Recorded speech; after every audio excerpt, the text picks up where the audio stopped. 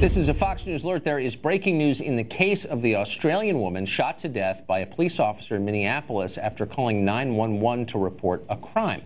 Fox Minneapolis reporter Christina Palladino joins us with details. Christina. Tucker, this is the alleyway here in southwest Minneapolis where 40-year-old Justine Damond was shot and killed by a Minneapolis police officer. She was shot just a few doors down from her home on Saturday night. We understand that Damond was calling to report a possible assault happening in this alleyway. Now, we just got an update from the state agency investigating. They tell us that the two officers were patrolling in their car with their lights off when Damond came out of nowhere and startled both of them. We understand that 31-year-old officer Mohamed Noor was in the passenger seat. He is the one who shot Damond in the abdomen. She died on scene. Investigators say she did not have a weapon on her, and the body cameras of the police officers, as well as their squad camera video, were not turned on. Now, Damond, she moved here from Sydney, Australia 3 years ago to be with her fiance. She was set to marry him next month in Hawaii. We've lost the dearest of people, and we're desperate for information. Piecing together Justine's last moments before the homicide would be a small comfort as we grieve this tragedy. The death of Justine is a loss to everyone who knew her. She touched so many people with her loving and generous heart.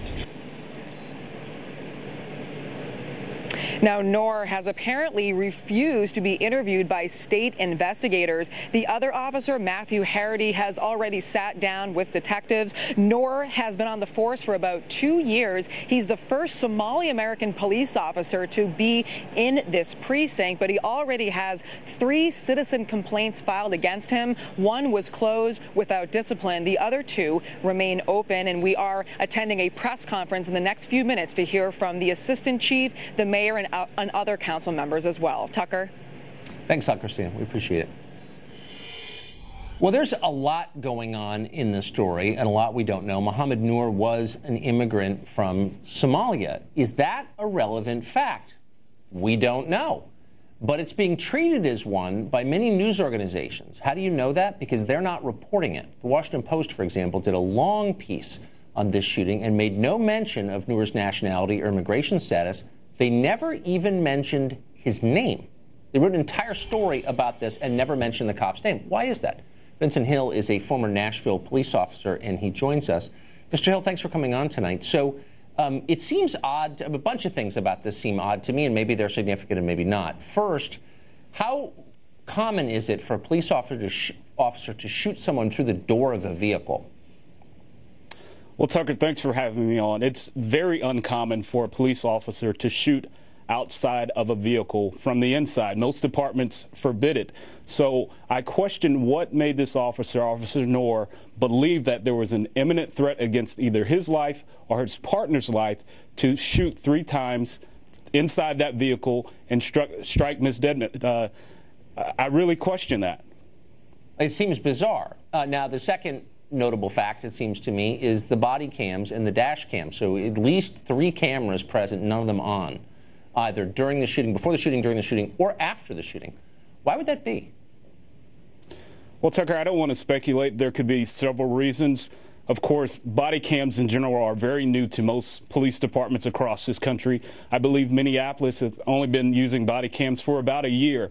So when officers are approaching a scene of a call, they have a lot that they're thinking about. It could be that the body cam was not one of those. I don't know why the dash cam, if it was available, wasn't on, because, of course, you're responding to a crime or reports of a crime. So at least the dash cam in itself should have been on.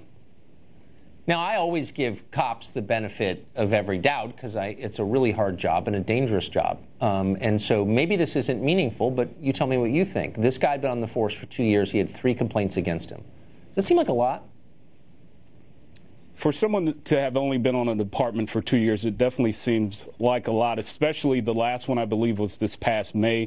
So here we are just 2 months removed from that, and now a young lady is dead, and it's very tragic. So I really question what those reports actually said Was it something that the department should have said, hey, maybe this officer is not fit for duty? So you have to question that. Yeah, you certainly do. Can you, and again, there's a lot we don't know, and I can't stand it when people speculate irresponsibly. But since you've done this job, can you think of a scenario in which what happened, or what we know happened, makes sense? Tucker, I've thought about this all day, and the only thing I can speculate from an officer point of view is there was something that made that officer believe there was an imminent threat against his life. I think there's reports now that there may have been a loud noise by the vehicle. There's reports that she startled these officers, but we have to take into account they received a call that a female was probably being sexually assaulted. So right. Common sense should kick in and say, well, is this possibly the victim, or is this the 911 caller? I know when I've answered 911 calls, I always wanted to speak to the caller to get their perspective, right, to see if there's a suspect, to see if we need to set up a perimeter. So I don't understand what led this officer to believe not only did he have to take her life, but if you think about it, he put his partner's life in jeopardy by shooting across him. It's unbelievable. I mean, whatever he thought, he cannot have imagined this was the perpetrator in a sexual assault. You wouldn't think, but who knows. Vincent, thanks a lot for that. It was really helpful. Tucker, thank you so much.